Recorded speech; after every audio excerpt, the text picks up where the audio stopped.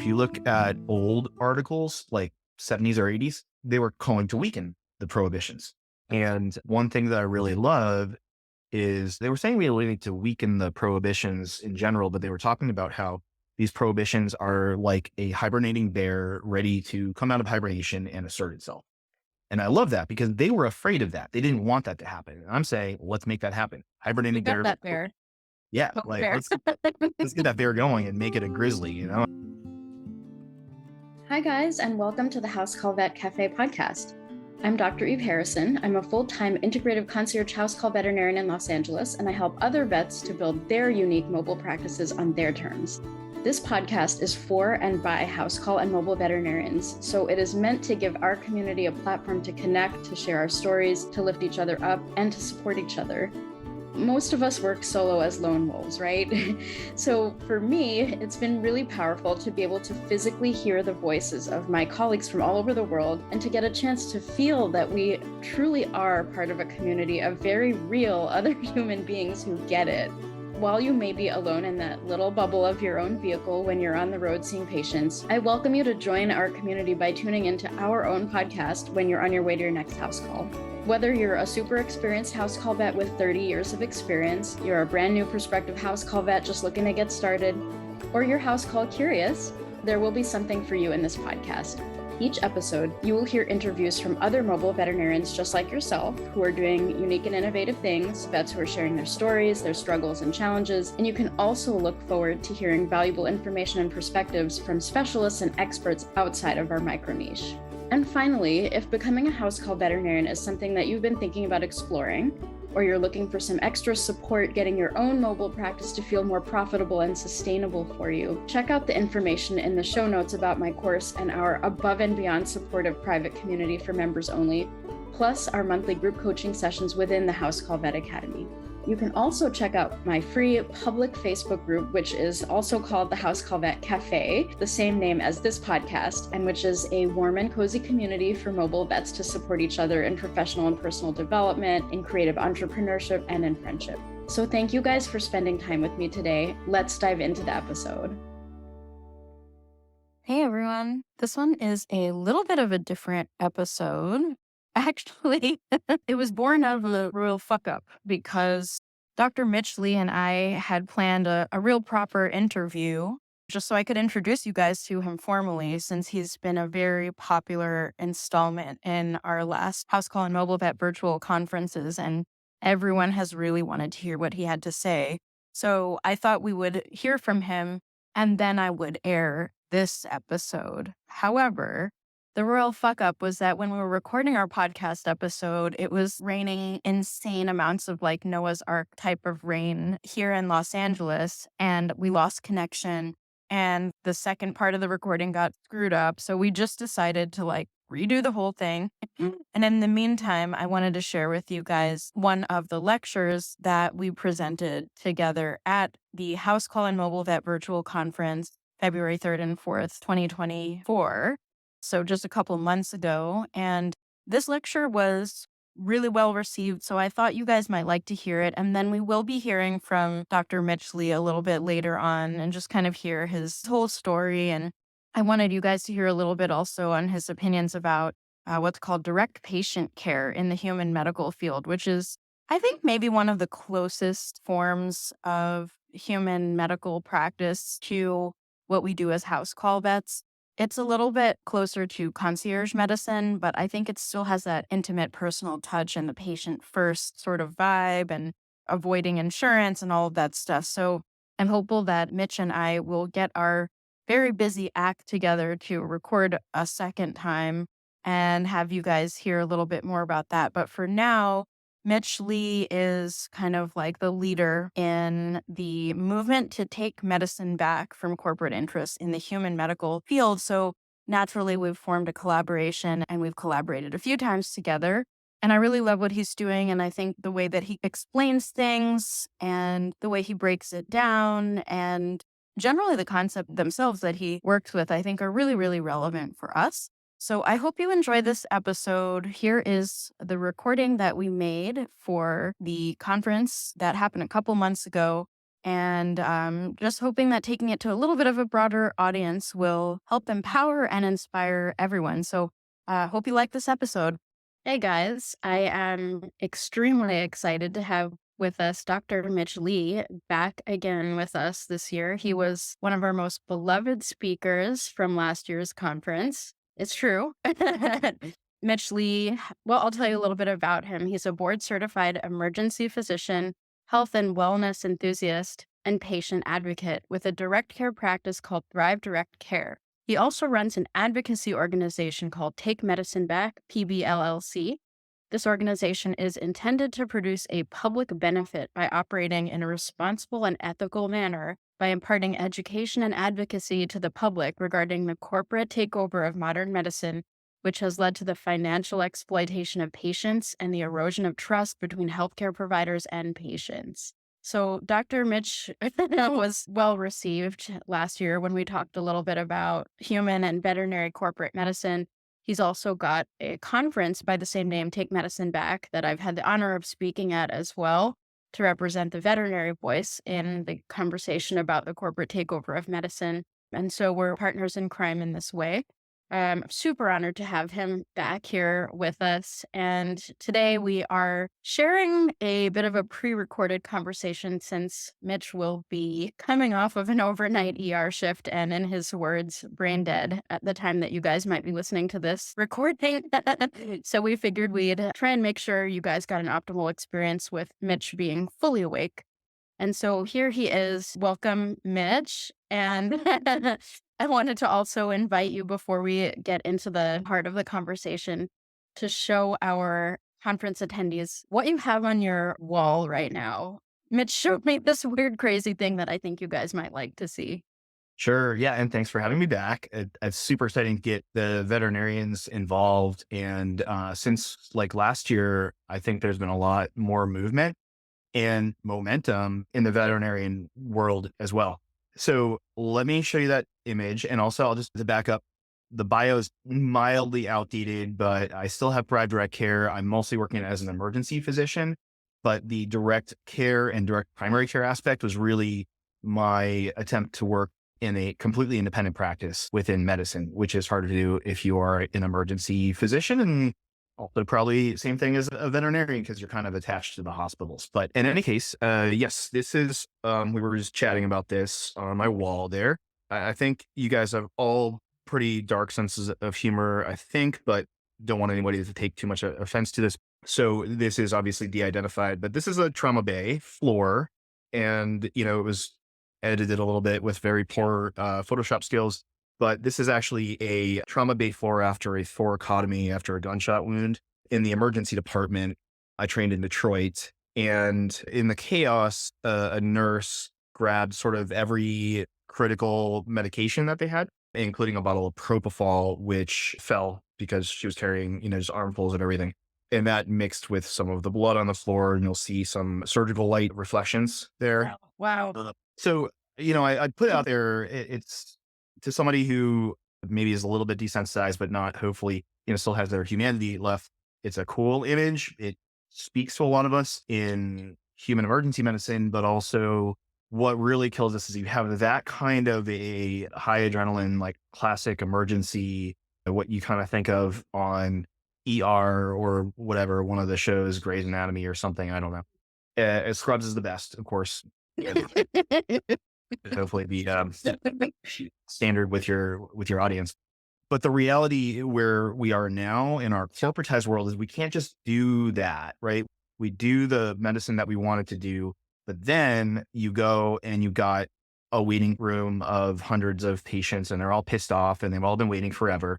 And then, you know, they might be angry at you with those factors that you can't control. And then, you know, they get big bills. And in our world, we really don't have the control over the bills that they get. And then you get administration breathing down and saying you need to see patients more quickly. And, you know, I've had children that have been run over by a truck or something as a, you know, very specific memory. And you want to be able to console the mom and have some time, and you just delivered news that their child died. But now you're not given that time because it's a corporate see more and more. And doesn't matter that you're spending the time with that person. That's not what rewarded.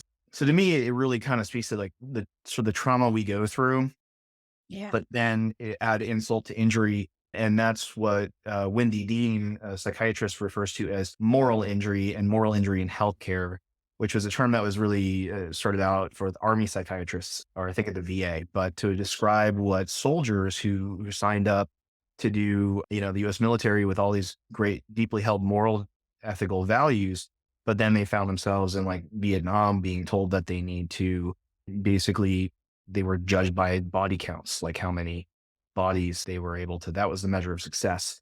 And in the medical world, as we get more corporatized, the measure of success is financial. It's RVUs in our case, or like, how much are you producing? And that's not necessarily in line with what's good quality care. And just like in the military, I mean, if you don't align the incentives correctly, then people will die and you decrease the standards of care and you see too many patients. And we just saw the Boeing plane just blow up in the sky, or a piece of it blow out of the sky.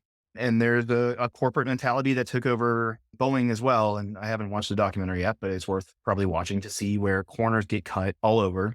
And we're in a profession, a very specific medical professions that this wasn't supposed to happen to. So Right. Right.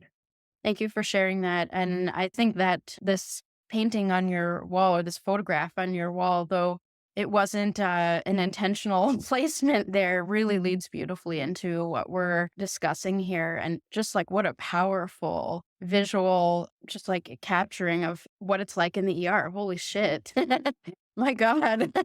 And, I mean, I think that the moral injury and the corporate environment that all of this is going down within, it perfectly encapsulated right there. So I wanted to back up a little bit and ask you more specifically, what is the corporate practice of medicine? yeah, so this is something that's very important to me, and our incorporation for the PVLC, I would make it more concise now, I think, and say that we are opposed to the corporate practice of medicine, and we want to restore the profession of medicine to its full integrity. What people very rarely realize is that, I will say at least human physicians very rarely realize, and I would suspect that very few veterinarians are totally aware of it, is that the corporate practice of medicine is legally prohibited in the majority of states in America. And the concept is that if you're not licensed in medicine, veterinary medicine, human medicine, that you're not supposed to be practicing it. And so the idea really came way out of like the early 1900s. And before that, when lots of snake oil and charlatans were about. I have no idea what the state of veterinary medicine at the time, but human medicine, like late 1800s, it was, literally snake oil, the cure-alls and peddlers of these scams. And we're getting back there today, but the idea was like, we came up with standards for medicine, and that was like 1910 or so. The Flexner Report was the big one, where they standardized medical schools to 4-year medical schools. And then after that came residencies.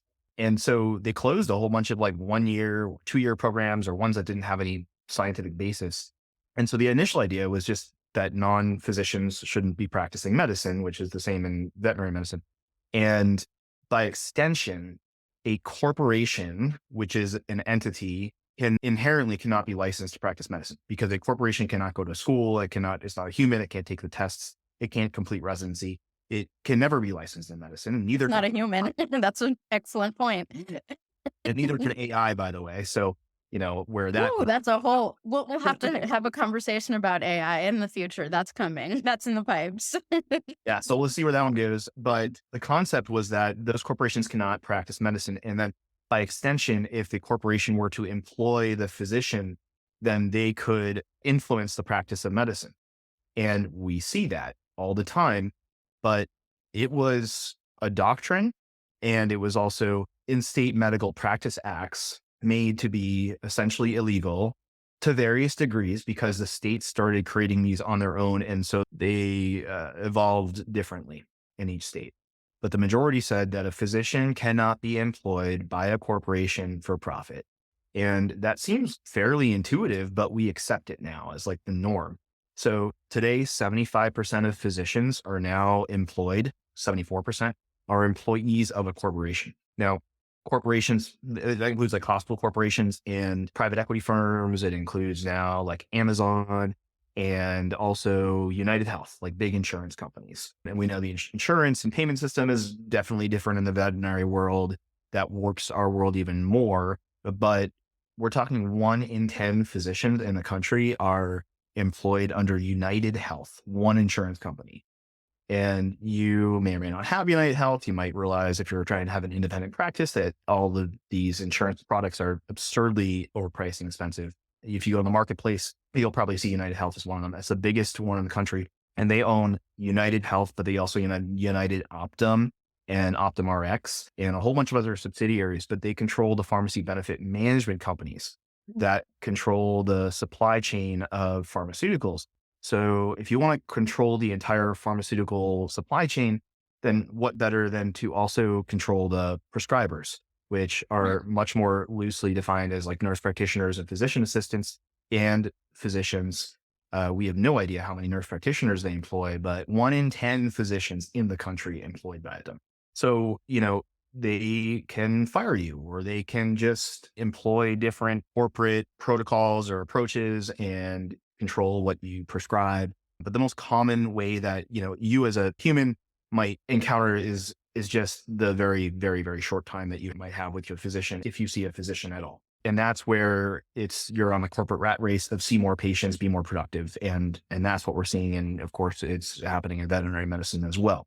So that concept that it's actually illegal, there's a whole history to it. And back in the first Gilded Age, I say first because I believe we are in the second Gilded Age of monopolies and corporate control.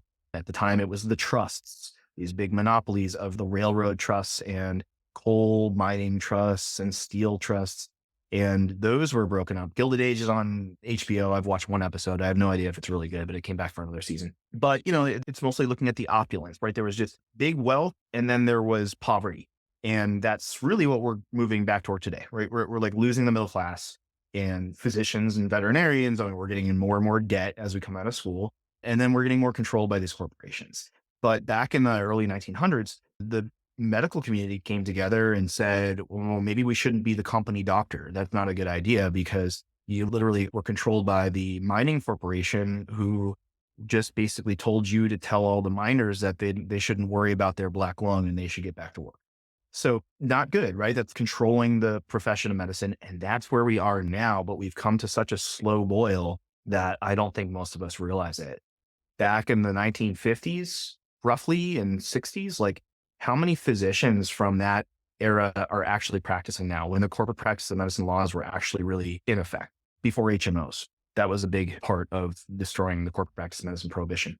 They're not practicing. They're barely alive. I mean, like we're not talking about born in the 1950s. We're talking about ones who practiced in the 1950s and 60s. So there's very little like institutional memory of physicians who actually remember it being okay. There's ones who practiced in like the 70s and they're like, that's when it started to change and get bad. And it's like progressively gotten worse, but there's not many people that know what it was like. And so digging this up, what we're seeing now is that there is a movement, both part what we're doing and take medicine back, but also within the academic legal world to renew and revive these corporate practice of medicine prohibitions. Hang tight. I want to ask a question actually. If these laws are in place, how are these companies managing to skirt them in human medicine? And I'm sure the same mechanism in veterinary medicine. How is that happening? Yeah, absolutely. So, like you said, there are legal prohibitions in most states. In North Carolina, where I am, if you Google North Carolina Department of Justice or DOJ, corporate practice of medicine, it's like 1 or 2 paragraphs. So it's not that complicated, a law, but it's also very clear cut. It just says a physician shall not be employed by a corporation for profit or something like that. And it's like, that's clear cut, black and white. And we've asked the AG to, investigate how about enforcing those. Now that is also a attorney general opinion from the 50s. So that's what I mean. Like some of them were baked into state medical practice acts. Some of them were statute, which is like the senators that got together and came up with a law. I mean, it's just not to dive into Roe v. Wade too much, but the point is that was a law, but that was based on a Supreme Court decision, not based on congressional action, which is where we're talking about that now, right? So similar with corporate practice of medicine, they had different levels of law, whether it was a Supreme Court or court ruling or what, but it was all about interpretation.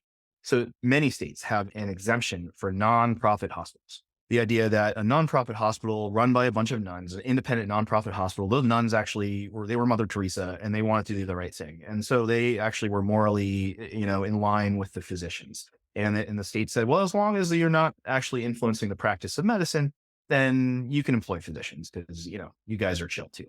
And that might have been true until Mother Teresa died and they sold out to the mega Catholic conglomerate system that has nothing to do with actual religion anymore. And you lost control of them.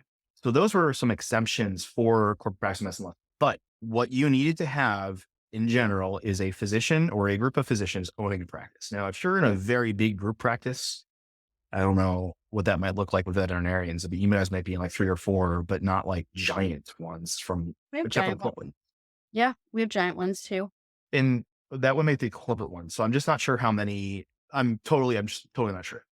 But if you have a group of, it's almost like a pyramid scheme. If you have like one physician or veterinarian that owns it, and the rest are employees, and maybe they're called partners, but not really like the practicing vets and physicians. That's what we want to actually own the practice, have some control of their.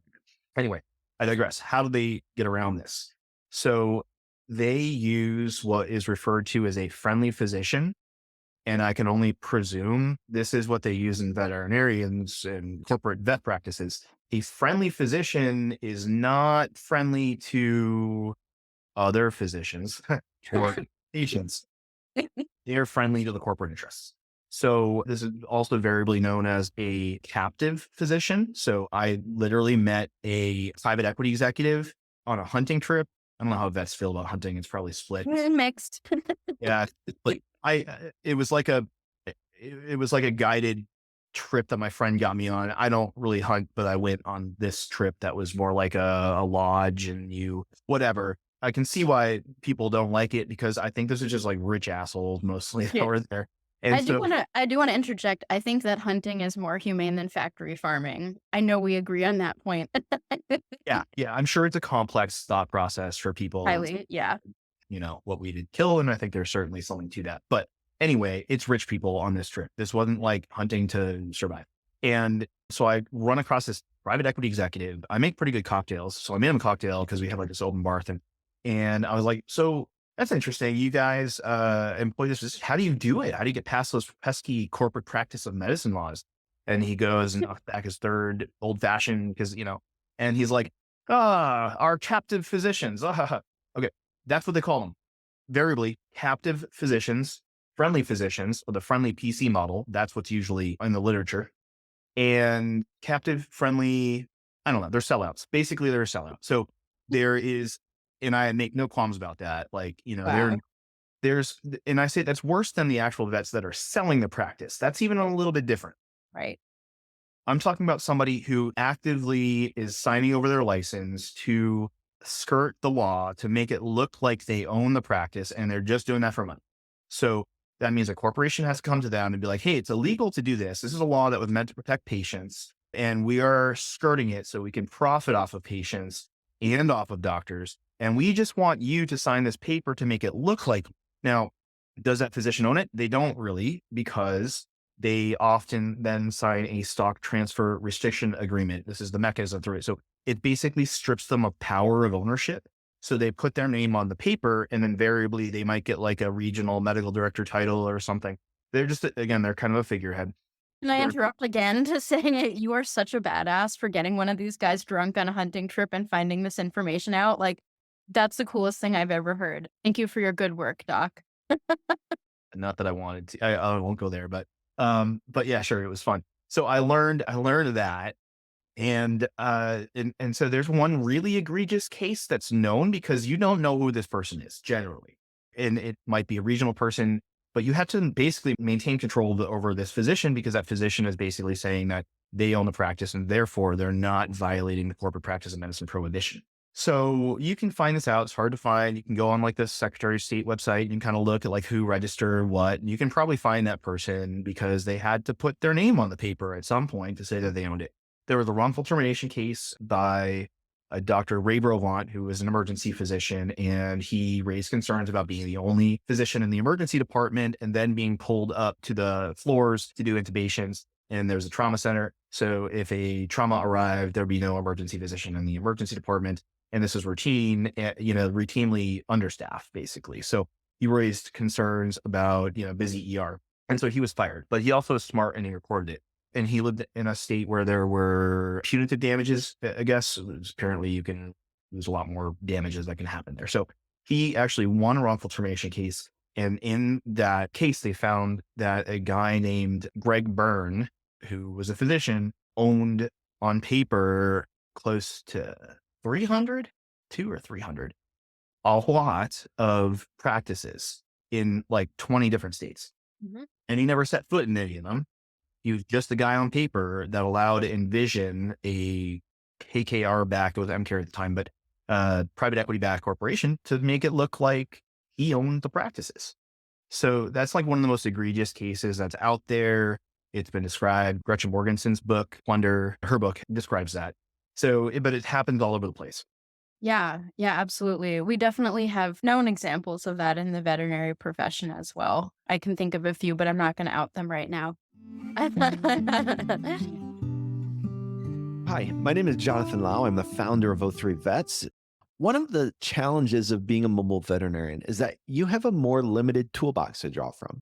At O3 Vets, we put a powerful tool into your toolbox by providing ozone therapy equipment designed specifically to help the mobile veterinarian treat those tough cases.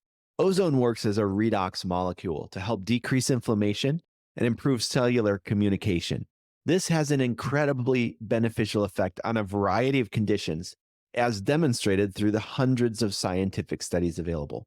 If you would like to join thousands of veterinarians who've experienced the power of ozone therapy, you can visit o3vets.com or call us at 517-925-8148. If you mention this ad, you'll get access to our online training course with the purchase of your ozone equipment. So kind of as you were talking about this revival of the prohibition of the corporate practice of medicine. Can you tell me a little bit more about that conversation and what's happening on your end with what you're working on there? Yeah, transports back to the 1970s for a quick second.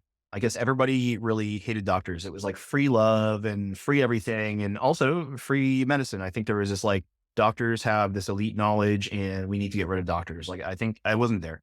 I was born in the 80s, but it seemed like it was a legit anti-doctor time. And there was probably some reason for that. Like the AMA has a storied history, American Medical Association. Only like 10 to 12% of physicians are part of the AMA at this point.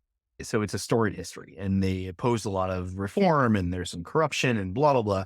In that era, the idea was that corporate practice of medicine prohibitions were being used to protect physicians and their monopoly, and that they were raising prices. Price fixing, I'm not entirely sure, but the Federal Trade Commission took action against the AMA in the 1970s for a number of things, including telling them that they couldn't promulgate ethical standards among their physicians. So it was considered unethical to contract with a lay entity, meaning like to basically to be employed by a corporation. So you were prohibited from doing that as a physician, not just legally, but also under the AMA's ethical rules.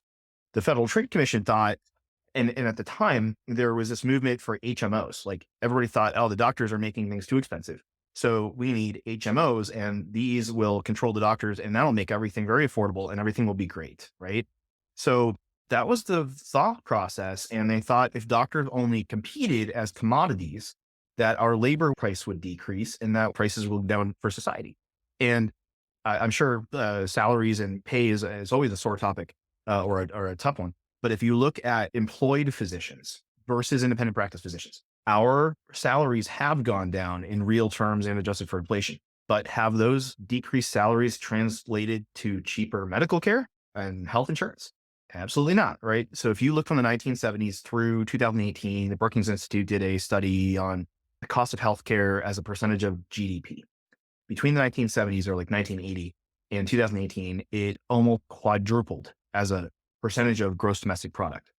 So physician salaries have gone down. Again, I'm not sitting here like complaining about that, but we can all know about our educational debt ballooning and stuff not keeping pace with that. Right. But while physician salaries went down, the cost quadrupled. So that theory that making physicians like commodities and employees did not pan out to make healthcare more affordable or higher quality, right? We got lower, our life expectancy is going down. People can't afford insurance. We're afraid to go to the hospital because we'll go into debt. I'm sure you got some vets out there doing a little bit of illegal human medicine. I get it. You guys take some. Not too many, but yeah. Yeah, but you would get bit by a cat. You're going to take that augmentin, and you're not going to, I'm not going to go into the ER for that. And, you barely can get that care at an urgent care. So anyway, We keep that very hush hush if we're doing yeah, it. yeah, but I know it's there. But they're all He afraid of said getting it, not bankrupted. me. People were afraid of getting bankrupted. I mean, it's absurd, right? Like you to go to these. So, we're in this horrible position. So now the same, even legal minds that thought we should get rid of this corporate practice of medicine because the physicians are being greedy or whatever. They're like, oh man, but we didn't see private equity coming and we didn't think this was going to get that bad. That's right. There's a good book, several good books, but The Social Transformation of American Medicine by Paul Starr. Honestly, it picked up at chapters 29, 30, and 31. Just if you want to get it on Amazon or Audible, listen to those. But it tells you about the history of human medicine and then about where the corporate practice is going. It does a pretty good job. I think it was updated in 2018. And it, really predicted a lot of where we were going to be. So I think, that's where this was revival. So there's a New England Journal of Medicine article that was published this past year, and it is called A Doctrine in Name Only, Strengthening Prohibitions on the Corporate Practice of Medicine. That came out just this past year, and it's written by Aaron Fusey Brown and Hayden Rookley. And I can't remember if there's one other person there or not, but those are two attorneys. Jane Zhu. So she's a physician at OHSU. And if you look at it, it's like that was coming out right when we were writing our white paper, which people, if you want to look at that, takemedicineback.org. Our white paper's there. It's like 63 pages that you can read the executive summary and the conclusion and sheet if you want to. We'll share that link. Yeah. So takemedicineback.org, also our conference there and everything. So, but that article came out at the same time that we were working on that. And there's another article, I think it's called The Corporatization of Healthcare. And I forget if there's more to that title, but that's Aaron Fusey Brown and Mark Hall, two attorneys at Wake Forest and Georgia State University. And they are calling also for a strengthening and revival of corporate practice of medicine prohibitions. If you look at old articles like 70s or 80s, they were calling to weaken the prohibitions. And one thing that I really love is they were saying we need to weaken the prohibitions in general, but they were talking about how these prohibitions are like a hibernating bear ready to come out of hibernation and assert itself.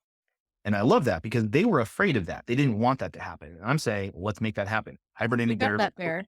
Yeah. Like, let's get that bear going and make it a grizzly, not one of those like cute little fluffy black bears that we have over here in Western. We're not talking koala bears.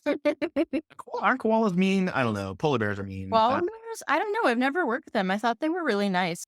Kangaroos are mean. Kangaroos, they look scary.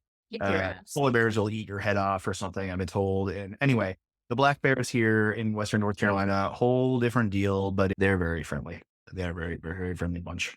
Mm-hmm. Don't worry, I don't feed them, but like they are, that's a whole talk. There's a whole studies going on in Western North Carolina because they're everywhere. But so anyway, big dormant bear that can assert itself. So let's take the good side of that and say, yeah, let's wake this bear up. And we can do that if we organize as professions and professionals. And on that note, there's somebody that I hope you guys get to talk to following this, but that's Brendan Ballou, who wrote the book, and I would highly recommend this book, called Plunder: Private Equity's Plan to Pillage America. Now, here we haven't talked about private equity, but just think of anything bad within the corporate world.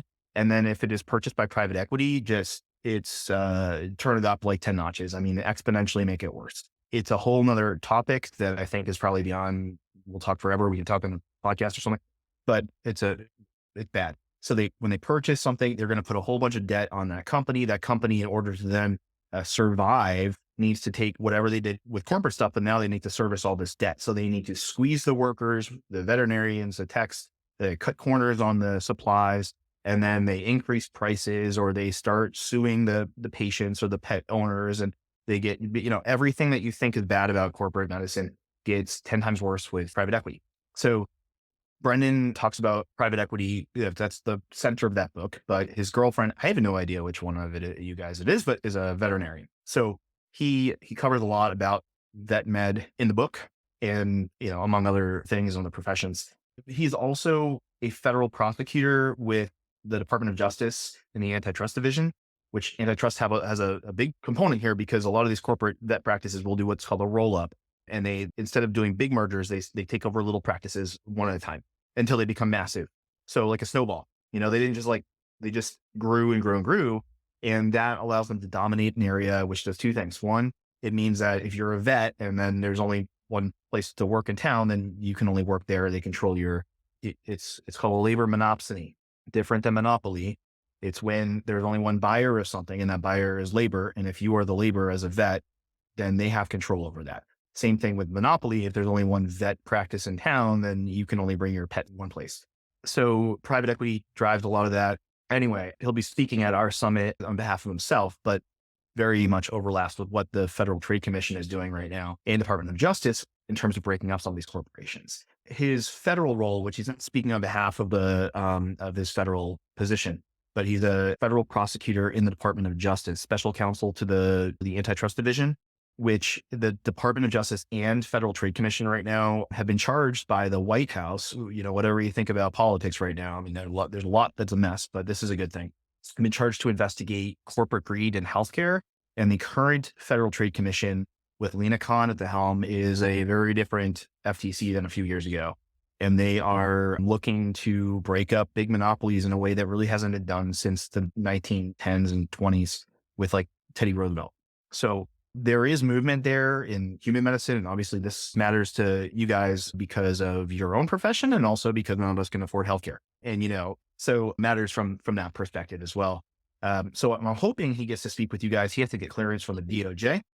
Yeah, we'll hear from him during the conference. He's on board. Great. Yeah. He just needed to get clearance. So I'm not sure if that's gone through yet, but has to check with Uncle Sam. And so I hope you guys can speak with him next. And then there's stuff that we can do to organize and take medicine back it was inspired by the American Academy of Emergency Medicine, but we want it to be multi-specialty. And frankly, we don't have really the same rules. We want to be multidisciplinary as well. If we can rally veterinarians and dentists, and I don't know about the podiatrists because feet are gross, but you know what I mean? If we can get multiple professions that have, respectable, like the professions, they've done 4 years of training, they're established and organized to strengthen corporate practice of veterinary prohibitions, corporate practice of dentistry. We really need to combine forces there to fight these forces. Yeah. Yeah, I agree. Feet are really gross. So I would be just fine if the podiatrist did not join us. Can you tell me a little bit about what you think this all means for veterinary medicine and what, as veterinarians, can we do about all of this? How can we participate? How can we join this momentum and this movement? How can we do this on an individual level? And how about on a more community level?